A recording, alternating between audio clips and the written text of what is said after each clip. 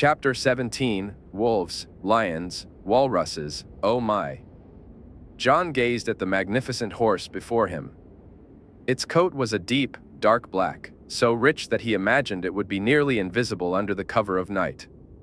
He had been sparring when he received the news that the king's gift had arrived. He had completely forgotten that the king had rewarded him for winning the duels, and now, as he stood admiring the horse, he felt a wave of gratitude wash over him. "She's a fine mare, is she not?" a man said, drawing Jon's attention. "Aye, that she is." "I thank you for bringing her," Jon replied, handing the man a gold dragon.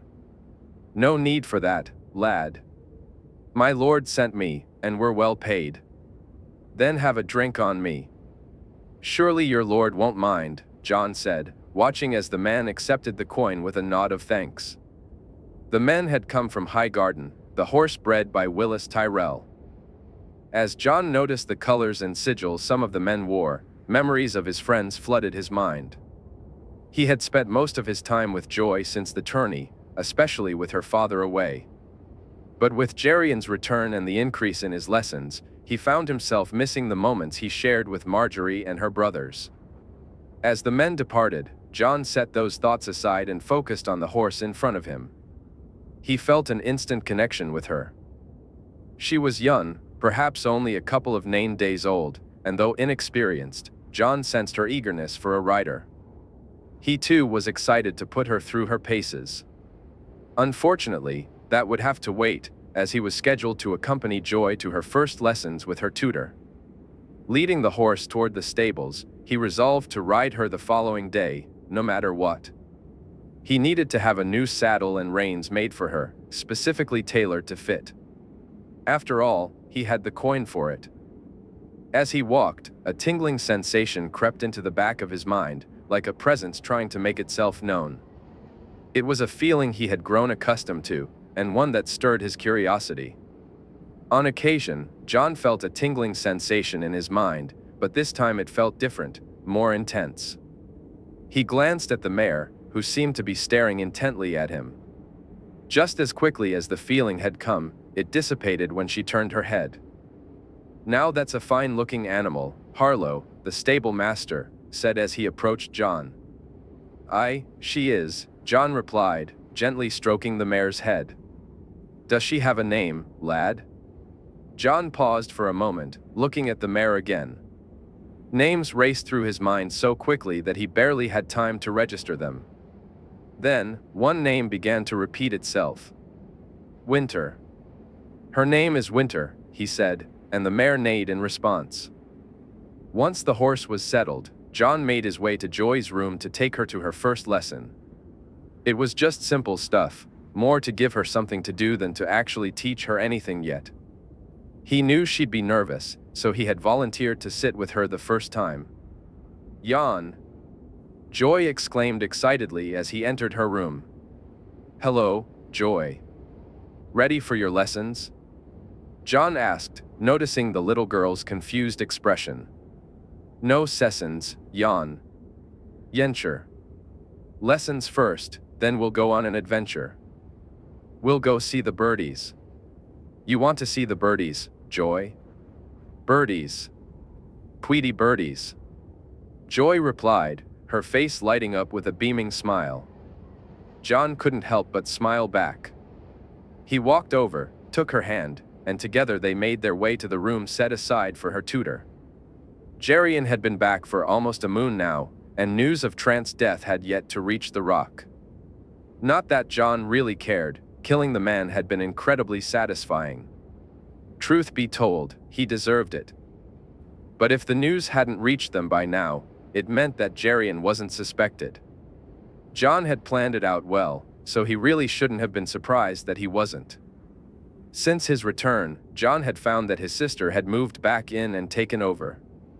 That brought a smile to his face. Jenna really was a mother hen, and he'd always appreciated her presence. Gerion missed her while she had stayed with Kevin. Kevin was a different story, and he was on his way to speak with him now. He understood Kevin's grief, although his own feelings were more muted. Kevin had always been closest to Tywin, while Jerian and Tygett had often butted heads with their older brother. In contrast, Kevin had gone along with all of Tywin's schemes and plans. As he reached the Lannister offices, Jerian braced himself and walked in. Today, the distance between them would be resolved, one way or another. "Lord Jerian, allow me to show you to Lord Kevin," a young man said as Jerian entered the building. "Very well," he replied, following the man. Kevin's office made Jerian smirk. It was almost a perfect replica of how Tywin's Solar had looked before Jaime had changed it. Whether it was a gesture of respect for their older brother or just Kevin trying to project Tywin's strength, Jerian wasn't sure, but he found it amusing nonetheless. His nephew Lancel stood by Kevin's shoulder, and Jerian couldn't help but shake his head. The boy was no Jon, that was for sure. He watched as Lancel poured him some wine before taking his seat and preparing to begin. "I think we should do this alone," Jerian said. "Why?" "Our lord insists on having his page present." "Why should I not have mine?" Kevin replied smugly.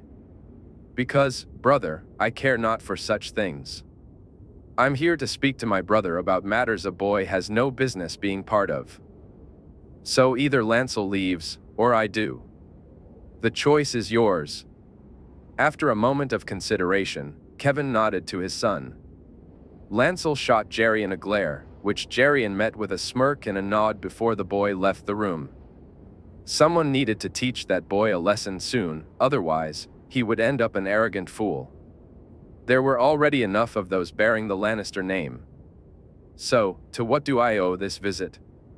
Kevin asked. "I've come to try and help you pull your head from your arse," Jerian replied. Jerian looked at him, anger flashing in his eyes. "What did you just say to me?" "I said you've got your head up your arse, Kevin, and it's time to remove it. Get out. Get out now. I will not be spoken to this way," Kevin exclaimed, jumping from his seat and slamming his hands down on the desk. "Sit down, brother," Jerian replied, locking eyes with him. For a few tense moments, the two men stared silently at each other, Kevin standing, Jerian seated, neither willing to back down. Finally, Kevin took his seat. "I'm sorry, brother. That was a bit much of me," Jerian said, as Kevin nodded in acknowledgement. "I've come because there's a rift between us, Kevin. Between you and Jaime. Because of that, you're cutting yourself off from the rest of the family. Even Jenna has seen sense. It's not me who put it there, Jerian.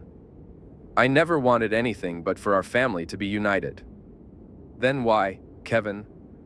What is it that you find so troubling? Is it Jaime's way of doing things? Is it Jon? What is it? Tell me, and together we can fix it, brother." "I don't know, Jerian. I honestly don't know. At first, it was the bastard, but now, it's like every time Jaime does something, there's a voice in my head telling me Tywin wouldn't approve." Kevin shook his head resignedly. "I get that, brother. But perhaps it's a good thing that he wouldn't. Tywin was too hard, Kevin, too inflexible. Just like father was too soft. There needs to be a middle ground. Tywin's way would have been the downfall of this house in the end. We were hated, Kevin, and fear only gets you so far. I know that. God's help me, I know that. But it's hard, Jerian. I feel like I've been pushed aside, and it's hard. You haven't, brother. You've moved yourself aside. It's time for you to come back. Back to the family. Back where you belong." Jerian stood and walked to the other side of the desk, placing his hand on his brother's shoulder. "How?" Kevin asked, his voice filled with hope. "Easily, brother. Come have dinner with us. You, Dorna, and the children. Joy and Jon will be there too, so they'll have someone to talk to. And your rooms are always available," Jerian replied, noticing how Kevin flinched at the mention of Jon. "Why does the bastard have to be there?"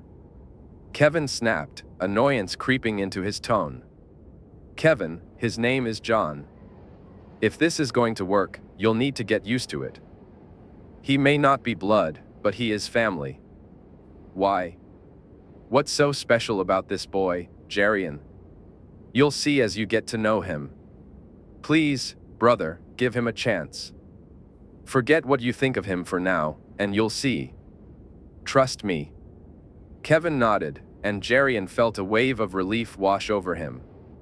Jon had told him that in the north, there was a saying, when the snows fall and the white winds blow, the lone wolf dies, but the pack survives. While the snows rarely fell in the west and the winds were never white, Jerian understood the meaning. Family is everything, and they need to stick together. Though they were not a pack but a pride, the principle remained the same. Jenna missed this. Running a household as large as the one at Casterly Rock was a full-time job, and anything that meant she spent less time with Emmon was welcome. He had given her 4 children and countless headaches. To put it bluntly, he was an idiot, someone who could turn even the simplest task into a complete mess. So, Jenna spent as little time with him as she could manage. Given how sharp her tongue could be and how she berated him when he annoyed her, it was probably for the best. Jaime appreciated her counsel, and she and Tyrion got along splendidly. She was glad to see her nephew pursuing interests beyond the whores and drinking that he had initially embraced just to irritate Tywin. While she missed her brother and wished he was still with them, she found solace in the little moments they shared. A part of her welcomed his death, yet she feared how far he would have pushed his youngest son had he lived. "My lady, we've completely replenished our stores since the tourney, and the supplies used during the king's visit have been restocked. Thank you, Alan. We shall be having a feast within the moon. Please ensure the stocks are suitably prepared." "Of course, my lady," Alan replied with a bow before walking out. Now that she was back, there were matters that needed resolution. Among the first was finding her reticent nephew a bride. No doubt Jaime would excuse himself, claiming he was too busy for courting, but he had put it off long enough. While the lords weren't grumbling yet, it was only a matter of time. A feast and a ball would be the perfect place to start. Many houses in the Westerlands had daughters who would love to be the Lady of the Rock, not to mention the wife of a man as handsome as her nephew. Yes, she would ensure that all of them were invited. Even if they didn't find a match, they at least needed to be seen trying. "What are you planning?" Jerian asked as he approached her, that annoying smile of his ever-present. "Me? Planning something? Whatever could you mean, brother?" she replied, feigning innocence. "You forget I know you better than that, sweet sister." Jerian kissed her on the cheek as he sat beside her. "If you must know, I was planning to hold a ball sometime in the next moon. It's time our dear nephew did some courting," she admitted. "You should leave it alone, Jenna. He's not ready to settle down yet. He won't appreciate you trying to marry him off," Jerian said, his tone growing serious. "He must at least be seen trying, Jerian. The lords will talk otherwise." "Very well, on your head be it. So where have you been, brother?" "Visiting our dear brother and trying to remove the stick up his arse," Jerian replied, and she couldn't help but laugh. "Any luck?" Jerian asked loudly. I think so. I've convinced him to come to dinner, along with his family." "Are you up for a large family gathering?" "Does it have to be our family?" Jenna replied dryly, and they both broke into laughter. She cherished these moments. Despite Jerian's knack for being incredibly annoying, he always managed to bring out her inner child. No matter how tough her day had been or how much weighed on her mind, he never failed to make her laugh like a little girl. Meanwhile, Tyrion stood beside Jon and Jaime, observing the contraption the builders had created. The windmill was impressive on its own, but the accompanying pumps and trays were unlike anything he had ever seen before. The system was simple. Just as water pushing against a will generated power to grind wheat into flour, the windmill operated on the same principle, only with wind.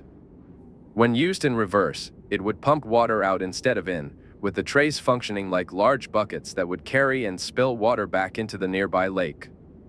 But would it work? That was the question Tyrion needed answered, which is why he had only commissioned a smaller version of the apparatus.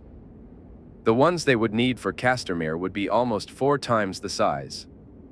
As they stood looking out into the rocky cove, the construction was complete, and they were ready to begin. "Should we start, milord?" Ards, the chief builder, asked. "Aye, go ahead," Jaime replied. "Well, here goes nothing," Tyrion said, earning a small smile from Jon while Jaime watched intently.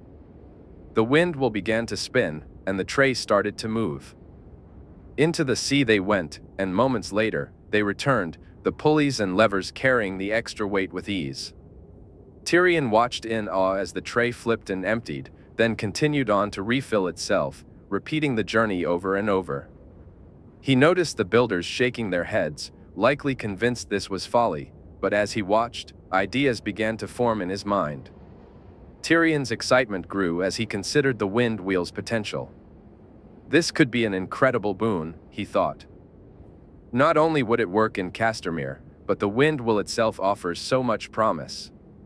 He glanced at Jon, a smile spreading across his face. How the boy had come up with this idea was beyond him. He had looked at the book Jaime mentioned, which contained plans for water wheels, but this was something entirely different. How had Jon made that leap? "Well done, Jon." "That's incredible," Jaime said, pride evident in his voice. "Aye, it is. I've never seen anything like it," Tyrion added, watching Jon's reaction. Tyrion realized he needed to consider the broader applications of this invention. Windmills and water wheels were common in the West, but this was unique. It could be housed in a keep with no access to water or even used to power bellows for forges. His mind raced with possibilities.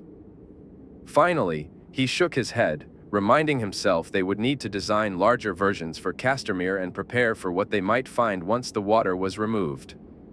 A shiver ran down his spine at the thought of all those bodies. As they approached the castle, they were surprised to see some of Lord Manderley's men had arrived, their green merman sigil displayed openly. They had received their first shipment from the north a moon ago, and it was too early for their second, so Tyrion wondered what had brought the men here so soon. He didn't have to wait long for an answer as 2 of the men approached, accompanied by Jon's guard, Allers. "My lords, these men say they have a gift for Jon," Allers announced. "For me?" Jon asked, a look of confusion crossing his face. "Aye, my lord. Lord Wyman asked us to deliver it to you personally," one of the Manderley men replied, holding out a small white ball of fluff. Tyrion watched as Jon took the bundle in his hands, only to be surprised when it revealed itself to be a dog of some sort. "Is that a dog?" Tyrion asked. "No, my lord. It's a dire wolf." "It can't be. No one's seen one south of the wall," Tyrion said, shaking his head in disbelief. "Aye, that's true, my lord. I'm not sure where he came from, I only heard it's from the lad's uncle at the wall." "Benjen sent you?"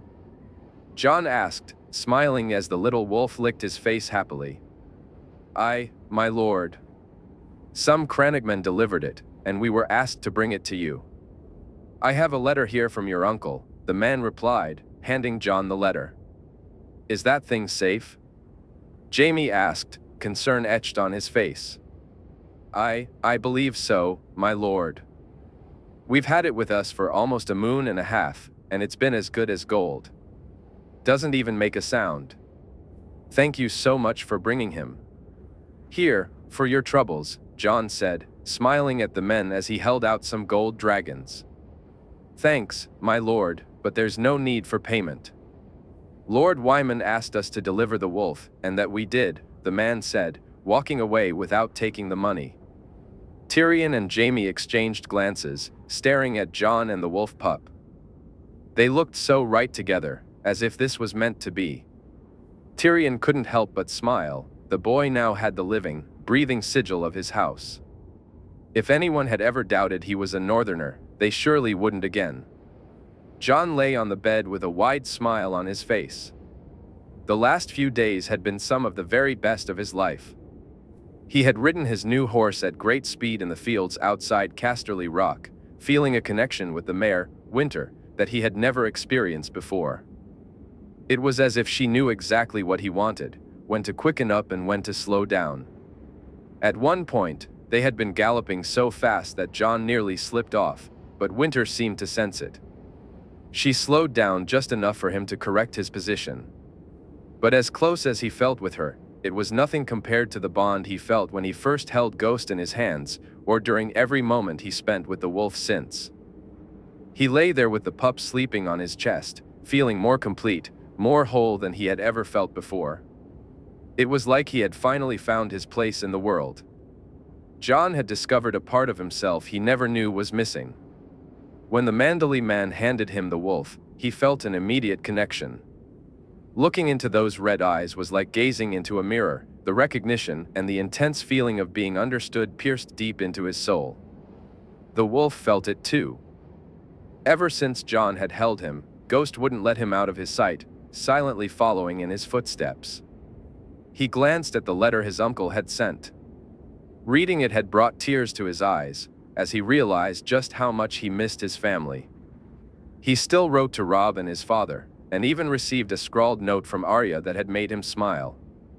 But the letters felt different now, more detached and removed, almost like communications from strangers asking about another stranger's well-being. His father's letters were especially cold.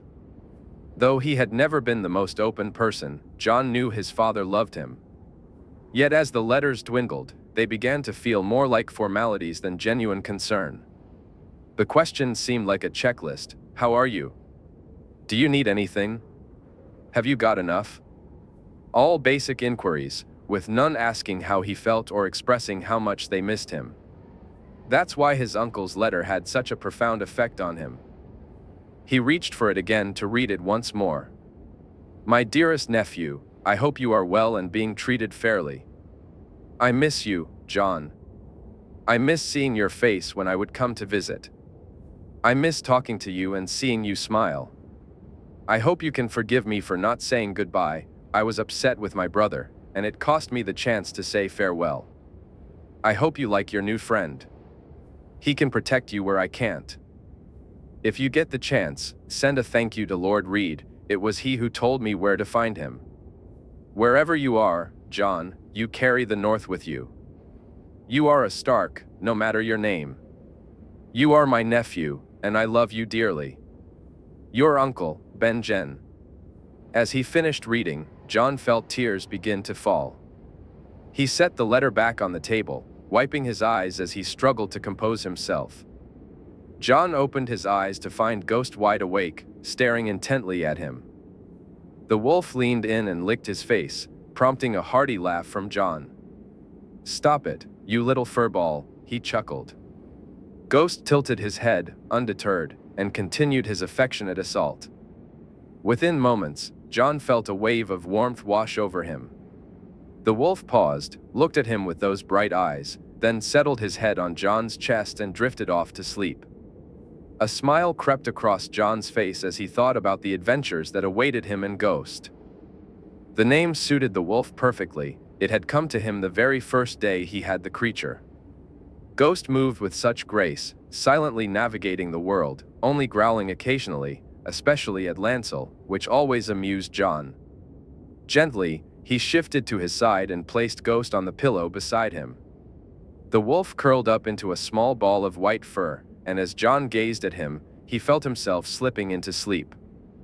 That night, his dreams were filled with images of white snow and a towering wall of ice. He saw a great weirwood tree and an old man with white hair surrounded by children. A woman with long, dark hair rode a horse as swift as the wind, while a man with silver hair played a haunting melody on a harp. Meanwhile, Jaime was feeling the weight of the impending feast. He hated these gatherings. Feasts were bad enough, but balls were worse. He knew he had to be a good host and dance with several ladies, which only added to his anxiety. As he struggled to close his coat, he heard Jon's laughter behind him. Turning around, he saw a ghost attempting to grab one of his boots, and a smile broke across Jaime's face. He had been wary of the wolf when it first arrived, but there was something about ghosts that gave him pause. Jon's happiness was part of it, he realized, but it was something deeper, something he couldn't quite articulate. The more he considered it, the more he warmed to the idea. If the wolf could be tamed, and given how it behaved with Jon, that seemed likely, then it could serve as a protector without raising any questions. After Geryon returned from King's Landing, Jaime had removed the extra guards around Jon, keeping only Allers and Jorah walked alongside him, returning to the normalcy they had enjoyed before his sister's antics. Although some restrictions remained in place, and he had kept the changes he'd made to the kitchen and the servants who served the family, things felt much calmer now. Still, considering how anxious he was about the upcoming ball, perhaps that calmness was a bit premature. The dinner they had shared with his family the other night had been more to his liking than he had expected. He was surprised his uncle Kevin had attended, but everything had gone well. Jon's two young cousins had gotten along nicely with him. Lancel was still a problem, but boys tend to be jealous of one another at that age. Satisfied with his appearance, Jaime turned away from the mirror. "Ready, Jon?" "Aye, my lord." "You know you can't bring Ghost, right?" "I know, my lord." "I'll drop him off in my room on the way," Jon replied, glancing back at the wolf, who looked at Jaime with a sad expression. "Sorry, Ghost, but you'll scare the ladies." "Not that it would be a bad thing," Jaime joked. They left the room and made their way to Jon's, where the boy quickly shut the wolf inside before they headed to the lift. "Will he be all right on his own?" Jaime asked. "Aye, my lord. He has food and water, and I left him one of your shoes that he seems to enjoy chewing on," Jon said, flashing a smirk. "All right, that does it," Jaime declared, pushing Jon against the wall and starting to tickle him. Laughter erupted between them as the lift came to a stop, both struggling to compose themselves in a manner befitting the Lord of Casterly Rock and his squire, and both failing miserably. They exited the lift and approached the grand ballroom doors. Jaime felt a wave of nerves wash over him, while surprisingly, Jon seemed calm. Then again, he wasn't the one being set up with every eligible lady, at least, not yet, Jaime thought with a smirk. As they entered the ballroom, Jaime felt like a piece of meat. He was used to the attention from ladies, of course, but he had never paid it much mind. The knowledge that his vows kept him off the market offered a sense of distance. Women could look but not touch, a situation that, to his chagrin, only made him more desirable. Yet, nothing compared to the allure of being the Warden of the West and Lord of Casterly Rock. As he made his way to the high table and took his seat, he noticed his Aunt Jenna occupying the spot reserved for the Lady of the Rock, drawing envious glances from those who would do anything to claim that position. His uncles flanked her on either side, while his brother sat closest to him. Jon would be seated with Lancel and some of the other sons and second sons. Jaime had agreed not to place Jon at the high table for the ball, but that was as far as he was willing to go. "My lord," Jenna said with formality. "My lady aunt, you look positively ravishing. Where's my good brother?" Jaime asked, knowing it would provoke her. "You know quite well where he is," Jenna snorted. Emmon had come down with a severe case of food sickness. No matter how many times he or Geryon had hinted at it, his aunt insisted she hadn't served him the dish and that it was his own foolishness that caused his ailment. Still, they enjoyed the way it irked her, so they continued to pretend otherwise. "So, which ladies have you set your heart on, aunt?" Jaime asked resignedly. "Lady Alysanne, Lady Gina, Lady Sybil." "Isn't Lady Sybil married, aunt?" Jaime interjected. "Not Westerling. Lady Sybil Bainfort. Lefford, Bainfort, and Farman, not the largest of houses, are they?" "I doubt father would approve," Jaime said haughtily. "Your father would have approved of anyone you married, as long as it brought him an heir." "Aye, but he would have set his sights higher, don't you think?" He would. What makes you think I haven't also? Jenna replied, a smirk playing on her lips. Jaime gulped. He had hoped this would be the end of the discussion, but apparently, it was just the beginning. This was just the beginning. Jaime knew his aunt would soon be sending invitations to some of the more eligible ladies of the realm. He glanced down and noticed 3 of them looking eagerly toward the high table, undoubtedly preparing for the dancing to start. Lady Sybil was a pretty girl with dark black hair and striking blue eyes, but she was far too young for Jaime at just 17 named days. Lady Gina, a tall, coltish redhead with green eyes, was more age-appropriate at 21, but still younger than him. Then there was Lady Alysanne, a beautiful blonde with green eyes who reminded Jaime far too much of his sister for him to consider her. Eventually, the time for dancing arrived. Reluctantly, Jaime made his way to the ladies and asked the first one for a dance, trying to avoid favoritism despite his lack of enthusiasm. He approached Lady Sybil, as she was nearest, and she graciously accepted. They moved to the center of the room, and while the dance was pleasant enough, he found Sybil charming but utterly uninspiring. After returning to his chair, he opted to sit out the next few dances. Eventually, he got up again, this time asking Lady Gina to dance. He quickly regretted his choice. She never stopped talking, and by the end of the dance, his head was spinning. The thought of conversing with her for any longer was unbearable. Not wanting to return to his seat, he walked over to where Lady Alysanne was sitting. He knew it wasn't proper etiquette, but he wanted to get this over with as quickly as possible. "My lady, would you do me the honor of the next dance?" he asked, smiling at the blonde girl. "It would be my pleasure, Lord Jaime," Alysanne replied. They made their way to the dance floor, and to his surprise, he truly enjoyed Alysanne's company. She was witty and smart, and she wasn't shy about calling him out for leaving her alone. "I had hoped you would ask me to dance, Lord Jaime," Alysanne said, a suggestive smirk on her face. "I'm glad I did, my lady," Jaime replied. "Really? I assumed that by leaving me to last, you were just being polite," she teased. "No, my lady. I'm just not used to asking beautiful women to dance. This is all so new to me, I wasn't sure how to approach it," Jaime admitted honestly. "Well, in that case, I'm glad you approached me last," she giggled. "Why is that, my lady?" Jaime asked, puzzled. "Because, my lord, the first 2 dances must have been so awkward, of course," she said, and they both laughed. They danced for another 2 songs before Jaime finally brought her back to her seat. The other 2 ladies shot them death stares, clearly feeling that Alysanne was now leading whatever competition they thought they were in. "Thank you for the dance, my lord. I hope we shall have the opportunity to do so again," Alysanne said, her smile genuine. "I hope so too, my lady," Jaime replied, taking her hand and placing a soft kiss upon it. As he made his way back to his seat, he ignored the smirking faces of Geryon and Tyrion. His aunt looked pleased as he settled down beside her. "So, Lady Alysanne, then," she said smugly. "She's a fine lady," Jaime replied truthfully. "That she is, nephew," his aunt said, and he could see the wheels turning in her head. He wished he could tell her the truth and hoped she wouldn't spend her time trying to push him and Lady Alysanne together.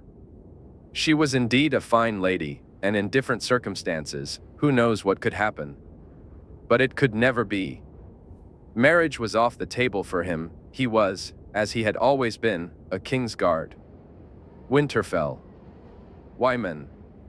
Wyman had looked forward to this trip ever since Wylis returned from the tourney. He had been surprised when his son brought back news of a deal with the Lannisters of all people, and that it was Jon Snow who had pretty much sealed it. When he had. As he reviewed the proposals, Wyman was stunned. This could be an incredible boon for his family and, in turn, for the North itself.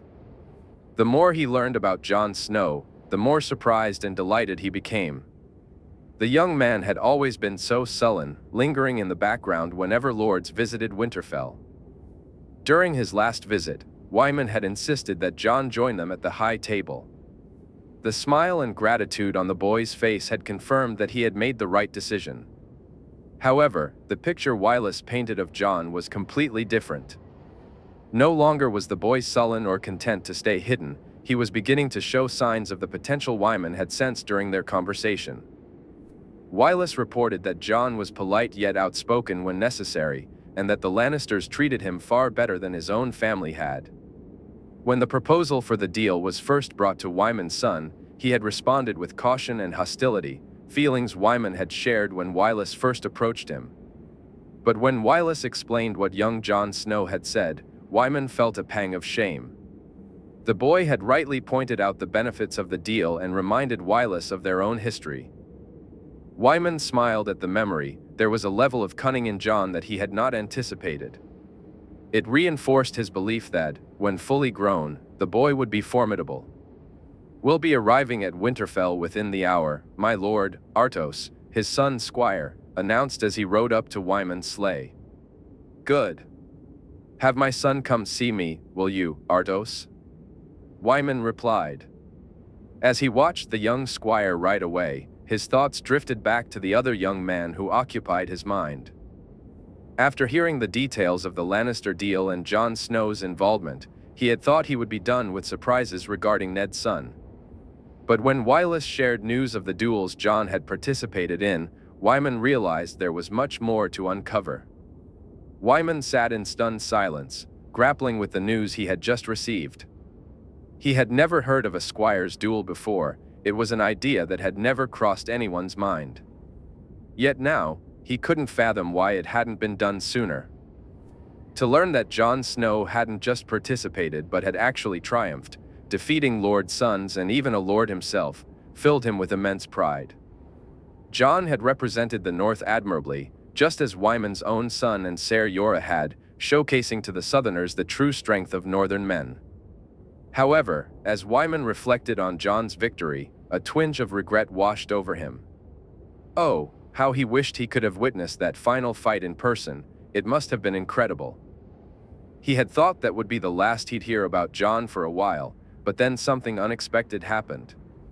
He received a raven from Howland Reed, asking if some of his men could join a supply run to the Wall. Wyman had agreed, thinking there was no harm in it. He was even more surprised when the men arrived, carrying a letter and a special request from Howland. A few moons ago, Wyman had been sitting in his solar when the two crannogmen entered, asking for a private meeting to deliver their lord's message. He had welcomed them, with his son Wendell seated beside him. They handed him the letter, and he began to read. "Wyman, my friend, I need your help. When my men return from the Wall, they'll be bringing something important for Jon Snow. I ask for your assistance in delivering it to him in Casterly Rock. It's crucial that he receives this. Your friend, Howland." To say he was intrigued would be an understatement. He readily accepted the task, eager to discover what could be so significant for both Howland and Jon Snow. While many in the north and south looked down on the crannogmen and their lord, Wyman was not one of them. He had learned firsthand how valuable a friend Howland could be, and if he said this was important, Wyman would ensure it was done. After a few weeks, the crannogmen returned, and what they carried was unbelievable. He, like all the men of the north, had heard tales of dire wolves, but seeing one south of the Wall was nothing short of incredible. Though he followed the seven, he couldn't help but admire the wolf's striking appearance. This creature was a gift from the old gods, its white fur and red eyes reminiscent of the werewolves themselves. Unfortunately, they had arrived after the first shipment to Lannisport had already taken place, and the next wouldn't be due for another moon. He had no intention of waiting that long. Instead, he organized a party to take the wolf to Seaguard and arranged for one of his ships to carry it from there to Lannisport. If the old gods wanted Jon Snow to have a dire wolf, then he would see it delivered without delay. As he thought back to the little wolf pup, a smile crossed his face. The idea of Jon Snow, in the heart of the West, walking around with a living, breathing representation of his house's sigil was something he would love to witness. He even considered making a visit to see the young man himself. After all, it was thanks to Jon that they were making such a profit. "You wish to see me, father?" Wylis's voice pulled him from his thoughts. Son. I was just contemplating how we'll handle Jon Snow while at Winterfell." "It's fine, father. I understand. I won't mention him in front of the trout," Wylis said with a laugh. "On the contrary, son. I think you should mention him and be loud in your praise of the lad," Wyman replied, noting the confusion on Wylis's face.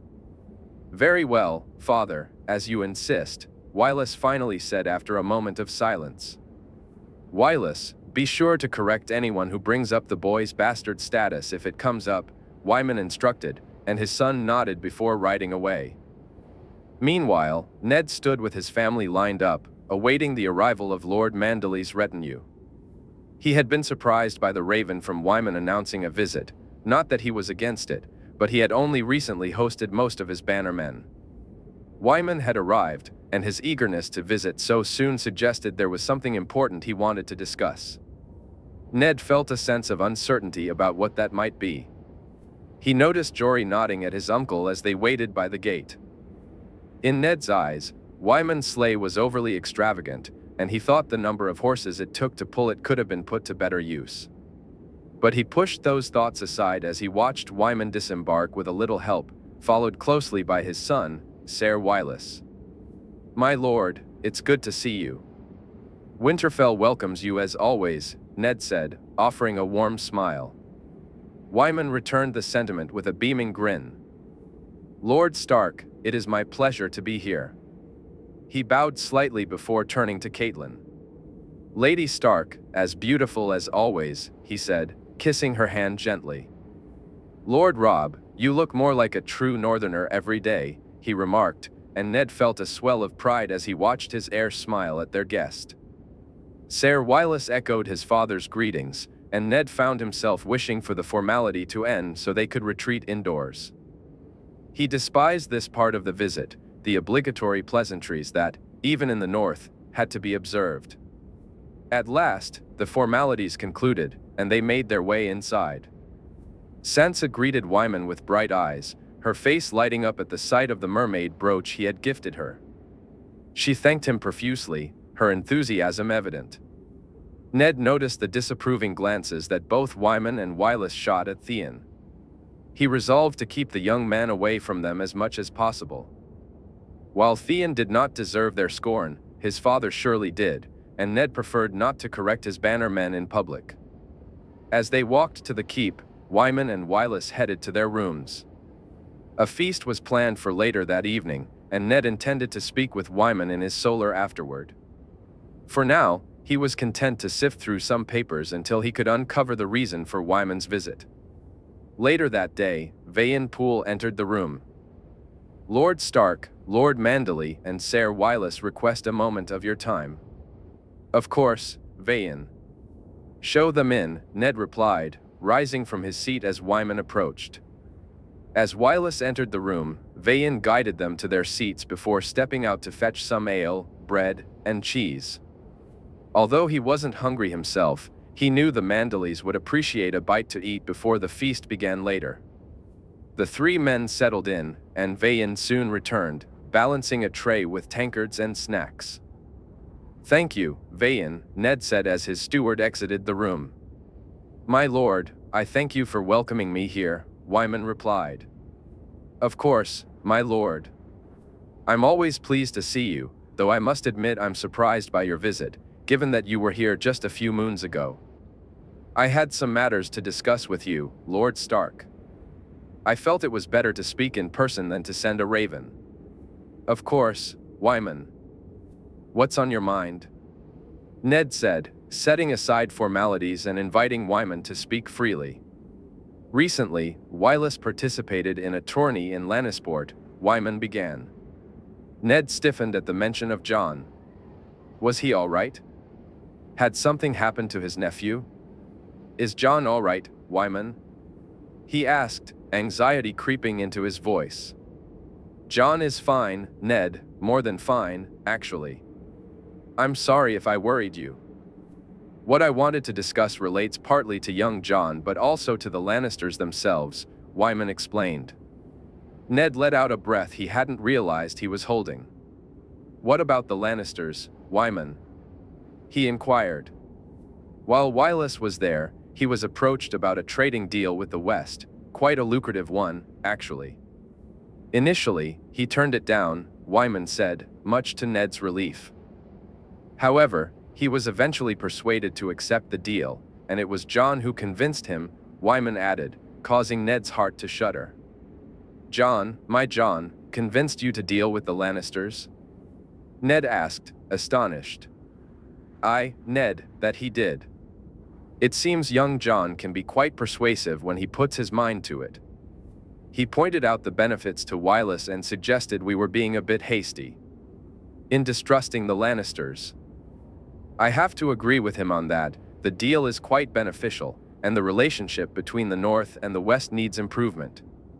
Ned nodded, uncertain about how to feel regarding the North's dealings with the Lannisters, especially since it was his nephew who had brokered the deal. Pride for Wylis bubbled up within him, but a deeper worry lingered about what the Lannisters might be teaching the boy.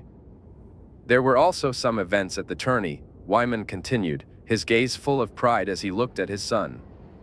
Wylis managed to make it to the last 5 in the melee. Well done, Sir Wylis, Ned said with a smile. I take it you heard about Yora winning the joust, Ned? Wyman asked. Aye, that I did. It seems that's not all he won. We've all been invited to a wedding on Bear Island in a couple of moons, Ned replied, prompting laughter from the 3 of them. Aye, it will be interesting to see what the young lady thinks of Meej, Wylis added, causing them to chuckle again. Did you hear about the squire's duel, my lord? Wylis asked. No, Sir Wylis, I can't say I've ever heard of such a thing. Aye, neither had I until Wylis returned, Wyman said, shaking his head. It was a new idea Lord Jaime came up with, squires and pages under 12 named days competing in a series of one-on-one duels. Wylis smiled as he continued, young Jon was one of those who took part, Ned. What? Why would Jon participate in a tourney? Ned's annoyance was clear. It was open to all squires and pages, my lord. For him not to take part would have shamed the boy, Wylis explained, determination in his voice. Aye, it's true, Ned. Wylis's own squire, Artos, took part as well, though he didn't last long when he faced your boy. Jon beat him, Ned said incredulously. Not just him.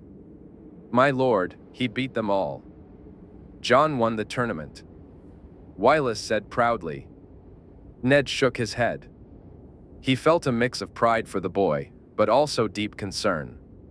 Participating in trade deals and fighting in tournaments, what was Jaime Lannister up to? Ned knew Jaime had intended to knight Jon when he was old enough, so perhaps he should have anticipated Jon's involvement in the tournament. But trade deals? What else was Jaime planning? Had he made a grave mistake? Was Jaime trying to push Jon's claim? Ned's breath grew shallow, and his heart raced. What would happen if Jaime did that? What would Robert do? Who would he support, his chosen brother or his nephew? Jon was his blood, but was it right to go to war for him? Wasn't that what he had fought to prevent all those years ago? Ned, are you all right? Lord Stark. The voices felt distant. All Ned could hear was his sister's voice echoing in his mind. Promise me, Ned. Promise me. He shook his head and took a deep breath. Turning to the 2 men, he nodded, signaling that he was fine. He reached for the tankard and took a large swallow of ale. I'm sorry, Wyman. I'm not sure what came over me. Perhaps we can speak more later, or better yet, tomorrow. Of course, Ned. We'll see ourselves out. Do you want us to send someone to check on you? The maester or your steward, perhaps? No, I'll be fine, Wyman. I probably just need some fresh air. I'll take a walk to the God's Wood. Once the 2 men left, Ned leaned against the desk, his head in his hands. The voices in his mind were quiet for now, but he knew they would return. What was he to do? If Jaime pressed Jon's claim, it would mean war, and the truth would be exposed. How would Robert react? Would he demand Ned's head? He needed to think. Rising from the desk, he headed to the God's Wood, picking up ice as he left the room. The night before had been uneventful, and Lord Stark was acting strangely. His father had noticed, prompting him to leave the room to allow Lord Stark some privacy. Now, he was heading to the small hall to break his fast. As he entered, he spotted all the Stark children gathered around a table, with their mother holding the youngest boy. He made his way over, deliberately ignoring the Ironborn hostage who smirked at him, fighting the urge to wipe that smile off his face. His people had suffered far too much at the hands of the Reavers, with many Manderly ships attacked by them. He took a seat across from the young lord.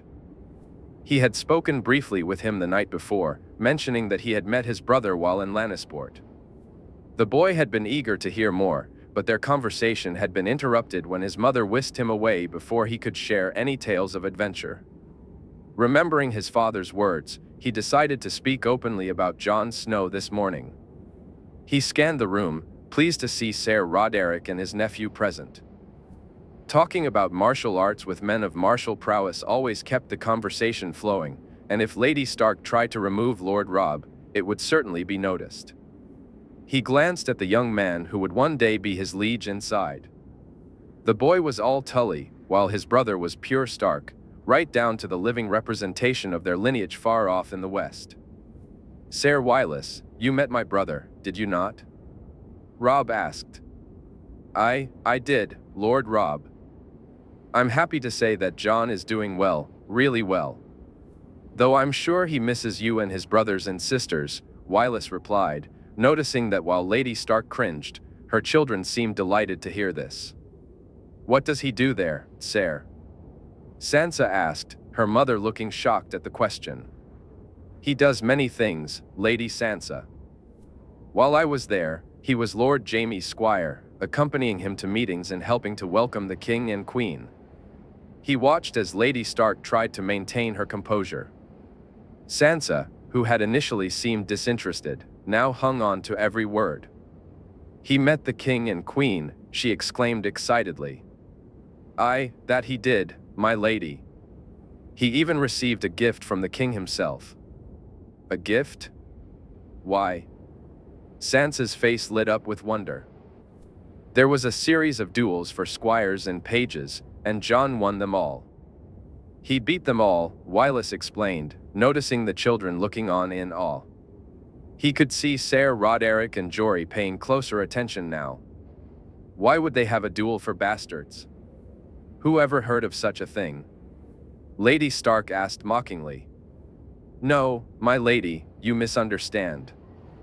The duel was open to all squires and pages of 12 named days and under. Surely they didn't allow a bastard to fight against trueborn sons, Lady Stark said, aghast. They did, my lady. Which side of the sheets you're born on doesn't determine your skill. Not only did Jon fight them, he beat them all. I've never seen anything like it before, the boy's incredibly talented, Wyllis replied, noticing Lady Stark shudder. He really beat them all? Robb asked, excitement in his voice. He did, my lord. The last lad he faced was Rabar Royce, a fine swordsman, if I do say so myself. But your brother defeated him in seconds, the lad never knew what hit him. It was a wonder to see. Wyllis looked around the room. The Stark children were captivated by the tale, and the men and women breaking their fast were equally engrossed. Ser Roderick watched with pride in his eyes, while his nephew kept nudging him as if to say, "You trained him, uncle." However, Lady Stark was reacting quite differently. The anger on her face sent a chill through Wyllis. No wonder the boy was miserable here, he would be too if he had to face the lady of the house in such a mood. Wyllis decided now was the time to add the finishing touch. He knew that the story of Jon Snow's victories would soon spread beyond the hall. Winterfell, then Wintertown, and through parts of the north over the moons, Wylus began, his voice steady but filled with anticipation. What I'm about to share will spread throughout the north quickly and will be talked about for years to come. He paused for effect, then continued, as I was saying, the king decided to reward your brother after the duels with a gift. Jon chose a horse, which I'm sure has arrived by now. But when I returned, I found out it wasn't the only gift he was getting. Robb leaned forward, his eyes wide with excitement. What else did he get? A dire wolf, my lord, Wylus replied, the gasps of the room echoing his words.